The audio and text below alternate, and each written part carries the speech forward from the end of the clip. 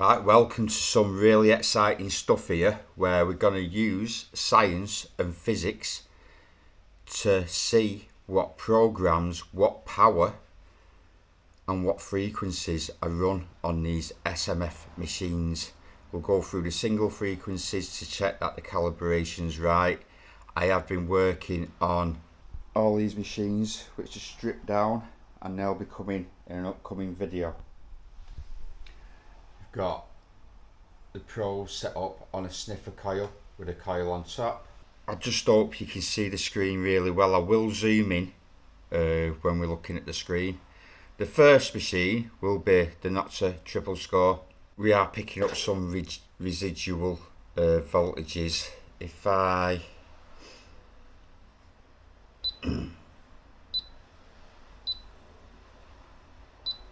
go to ground,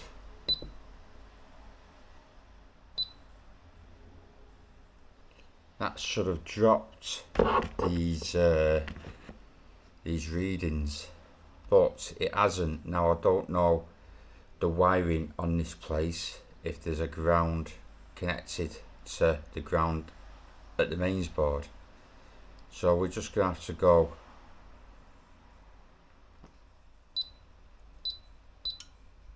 with what we've got. So it's reading up 23.2 millivolts at the moment. So first of all, we'll start in part mode and we'll start in single frequencies. So 4 kilohertz, just to see that we are set up correctly. You see on the left I'm moving this line over to the fundamental, which is the power frequency, which is coming up at 3.875 4 kilohertz. You see how the peak to peak has actually dropped there. It's running around 3 to 4 volts at the moment on 4 kilohertz. We'll go to 15 kilohertz and the peak to peak has actually rise to 5.1, which I believe is the true power. And that is 14.8, so respectively 15 kilohertz. There we are, 15 kilohertz. We'll go over to 20 kilohertz. You see how the fundamental frequency there has gone to 20 kilohertz. Now that's the maximum frequencies in single frequency. Now you see these are all noise or harmonics or echoes of that frequency. It could also be interference. If we do a noise cancel, you see how it's shifting the frequency to the left, and then it'll jump to the most stable channel even in single frequency, and that's gone to 19.8. So even in single frequency the noise cancel can pick a more stable channel. Now I do want to mention before we go on that on the triple score there's only an automatic noise cancel, where the other machines there's a manual noise cancel, so you can actually pick the channel to, I think the higher the channel the further the left the frequency sets move, and the lower the channel the further the right the frequency sets move. So if you wanted to run a low frequency set, you'd pick a higher channel. If you wanted to run a higher frequency set, you'd pick a lower channel. But you'll understand and you'll see that more once we run a machine that allows you to manually pick the channel. Now for me this is the most interesting bit, which you wouldn't know without testing it on an oscilloscope, because the triple score runs maximum 20 kilohertz. I was expecting that the maximum frequency in the multis were 20 kilohertz. Now, as you look on the display, we've got three frequencies running there. We've got some harmonics, but the three frequencies are 8 kilohertz on this channel. As the channel changes, the kilohertz move to the right or the left. We've got 18.6 on a mid frequency, and we've got, believe it or not, we've got a 39.5 frequency. So okay, you've got single frequency of a maximum of 20, but if you pick a multi, you are running a 39.5 kilohertz in that multi, which is the same capability as the Legend. The Legend does have 40 kilohertz single frequency. The triple score doesn't, but you have got it in the multis. Now, this was a strange one for me, first time I've seen it.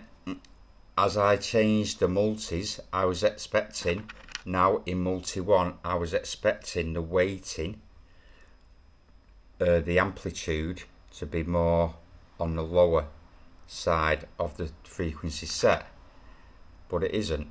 And if we go to M2, there's no change, exactly the same. We've got exactly the same frequencies, 39.5,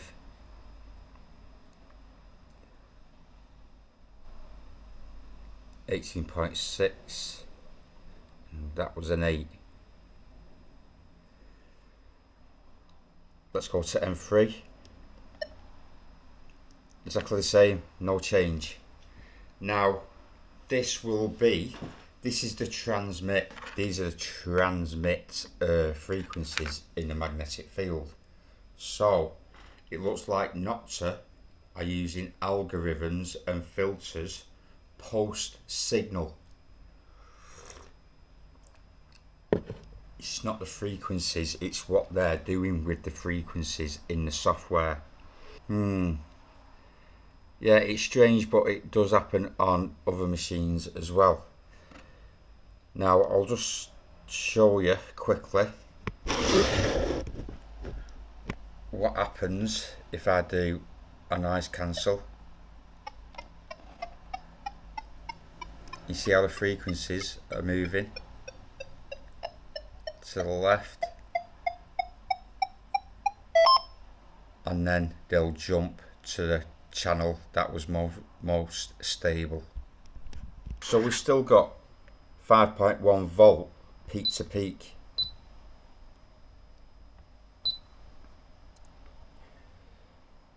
Which, with testing the machines, there's supposed to be more power sent through the magnetic field with the Legend and the Manticore, the Legend 2 and the Manticore, but they also have a peak to peak of 5.1 volt. So I don't know what's happening there. So we'll go into M1 and we'll move over to field. Now the frequencies did move to the left slightly. Now this is because it was on another channel. So we'll do a frequency scan. Frequencies are moving to the left to find the right channel,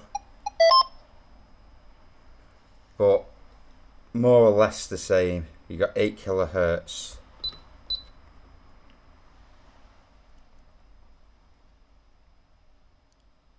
You've got an 18.3, 18.6 kilohertz there. This looks like an echo or a harmonic, a 28.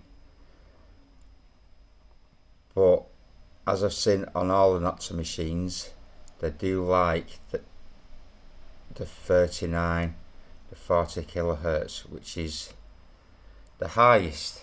Again, M2, no change. M3, no change. All done by algorithms and filters in the software. So them three frequencies are running in both programs. They can slightly change depending on the channel select of the noise cancel. Points, so many points left or so many points right of around them frequencies.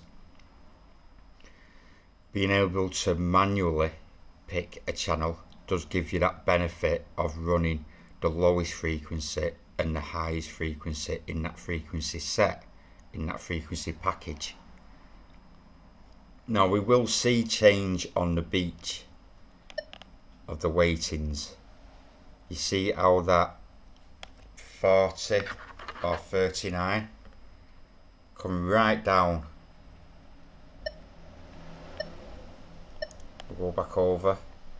The amplitude is a lot higher. As we go over to the beach, the amplitude comes down, but the amplitude of the lower frequencies go up. So that is weighted. There's still a 39, but less power. Some harmonics, echoes. There's an 18, but more power.